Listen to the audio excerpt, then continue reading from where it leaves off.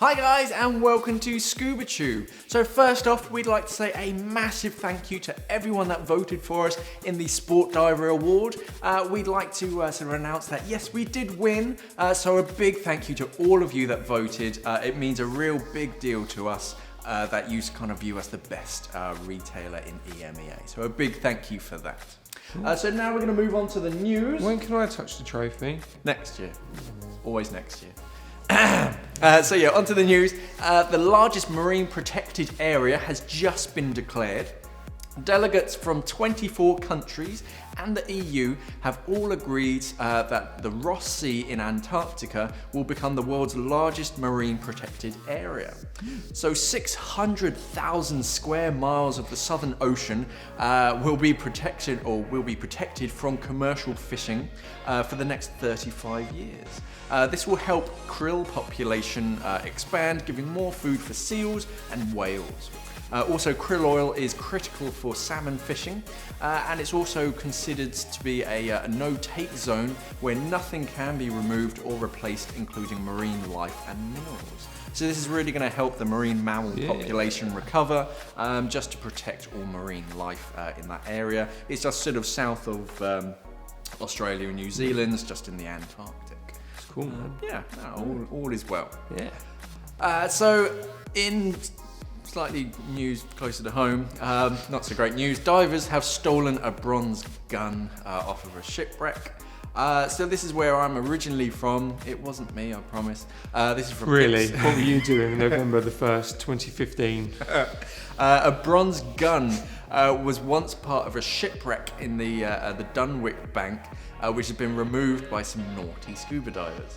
Now taking artifacts off wrecks has always been a tricky subject with divers. It was always sort of growing up kind of not the done thing, but yeah, if you saw something interesting, you could take it. Nowadays, it's very frowned upon. You need to leave everything exactly how it was unless you have a special license.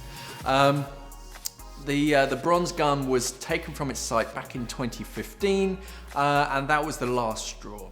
The site of the 16th century vessel has now been deemed to be at risk, and due to the where it's located, little to no action has been taken to reduce the risk to even protect it. So where it is, it's kind of, there's nothing but silt. It's very sort of poor visibility. It's a very hostile area due to the sediment in the water, so you have to work in like pitch black, so look by touch. Yeah. How the hell do they get a cannon then? Just metal detectors, I'm guessing. Yeah, crafty. If it was you, bad you. Put it back. Have you got something on? Have you got a cannon on sale on eBay, man? Haven't you? No. I swear it wasn't. Yeah, I mean, there's one guy, we'll probably put the news article up, and he's been like petitioning to try and remove them legally, so that they can be sort of cared for, because they're only going to degrade and just get older. And isn't that the guy that's got one of them already? He has one sort of out front of his shop that he's sort of restored and done everything legally, and he's petitioned like almost 10 times to try and get them up properly. But these guys have obviously just gone in under the radar and just nicked it, which is a bit underhand. Bronze for cash, I'm sure that exists. So, developers consider turning the Titanic sister ship into an attraction. So this is quite nice. The HMS Britannic, a World War I era ship that's been dubbed the Titanic II, because it's sunk, has been resting at the bottom of the ocean for almost 100 years now. I didn't know there was icebergs in Greece. They're very small. Ice cubes. Yeah. But now a local scuba diving club are considering redeveloping the wreckage into an underwater theme park with Ferris wheels and roller coasters. No. Candy floss are be a bit soggy, wouldn't it? Right, I'm going to try this name. Yanis Savelikos. He's Greek. came up with the idea of creating a submarine diving paradise which aims to connect the Britannic with other sunken wrecks in the Kia Channel in Greece.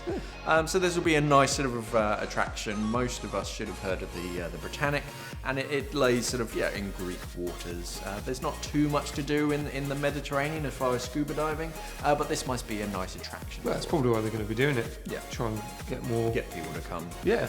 Yeah. And of course, Titanic too. Because you can't dive the original Titanic. Why not? It's a touch deep. What are you on about? You can do it in your Speedos. Coast Guard Tamaroa will be sunk as part of an artificial reef. This is quite a nice story. This one has a lot of history behind it. This was originally the USS Zumi, which survived the submarine-infested waters of the Pacific during World War II, and it aided in the Battle of Iwo Jima. This was sort of towing torpedoed ships back to safety, and it made it all the way through World War II.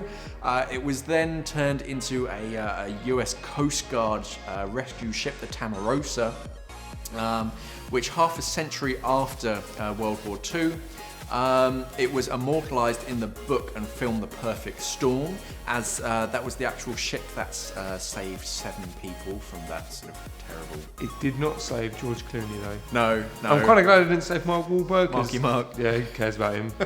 But Mr. Clooney. Yeah. Shame on you! Because of its sort of grand history and sort of good deeds, as it were. You've got to think about it, what it's been through. Yeah, it's got a lot of history behind it. It's planned. It was originally planned to be a sort of museum and memorial, but those plans were derailed when she unfortunately sprung a leak about 4 years ago, causing significant damage to sort of insides and the parts of the ship. What were you doing 4 years ago, Mark? So it's planned to be scuttled off the southern coast of New Jersey around the end of December.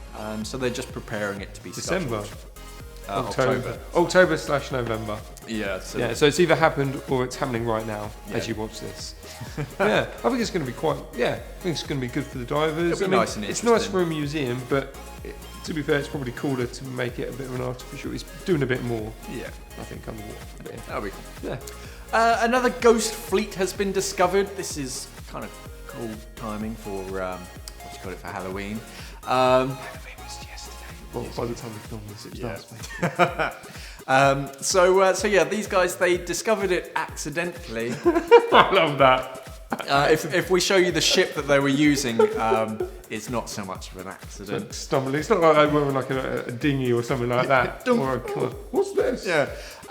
The Black Sea Maritime Archaeology Project has discovered 40 ancient ships from the Ottoman and Byzantine period, located in the Black Sea's dead zone, which is kind of like below 150 meters. I want to take my children there. Looks lovely, dead zone. Because of the lack of oxygen below 150 meters, it has kept the ships in remarkably good condition. They were carrying out geophysical surveys when they discovered the ships at 1800 meters below the surface, using a pair of ROVs that they were used to sort of survey the depth. They come up some really good 3-dimensional images that we're going to put up on the screen. They're really cool, man. It looks the detail in them is crazy because of the lack of oxygen, like you said. Yeah, that's it, because they don't have the kind of microbes just eating away at it. Then the metals don't oxidize. But yeah, some really old-fashioned shipwrecks from olden times. And in more relevant news, the US presidential race is heating up, even in our kind of area. The Nova Southeastern University are using a pair of Mako sharks to predict the winner of the 2016 presidential race. Well, it's the replacement for that squid or octopus that died. Was it Paul? Paul or Frank or Dave or something like that. So these guys, they've tagged a pair of Mako sharks off the East Coast, and one is going to be the Clinton shark, and one is going to be the Trump shark. What's really good though is what they've done to the sharks. They put a wig on one of them, and then just under one of the fins on the other one, there's just a stack of emails. That's how they track them. They can track the email trail. So you can actually follow these, although this is their race ends on the 1st of November. You could sort of track them as they move through the oceans, and it was all going to be the one that swims the farthest distance is going to be the predicted winner. So the Trump shark made a huge beeline away from America. Yeah, it was like, I was heading towards Mexico. Yeah, whereas the Clinton shark has stayed fairly close and just kind of swimming around in circles. But this will be interesting. We'll put a link below so that you can see who's won, who they're going to predict has won the race. Be interesting if they predict it properly. That's it, mate. That's going to be the next thing. Those sharks are going to be millionaires. So that's it as far as news. As usual, if you've got any news that you want us to put in next week's show, just put it in the comments below. Now we're going to move on to our YouTube clips. So the first off is Big Island's giant manta ray night dive.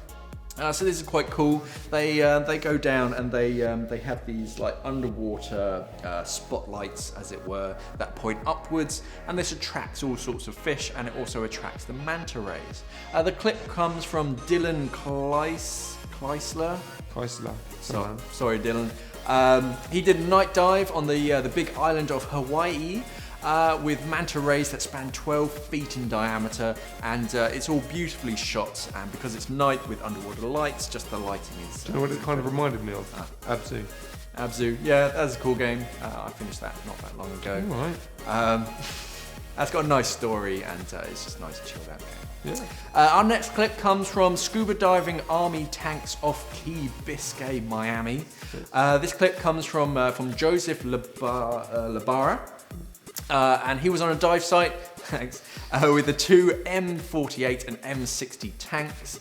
They were placed there for divers to explore and to boost tourism. Yeah, apparently where it is, it's quite interesting there, but there wasn't that much there. So apparently these tanks are from the Vietnam War. So cool. Yeah, they stripped them out. Hopefully they stripped them out. Yeah.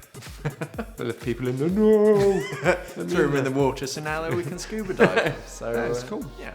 That's cool. That's it for this week. Thanks for watching, guys, and safe diving. Bye.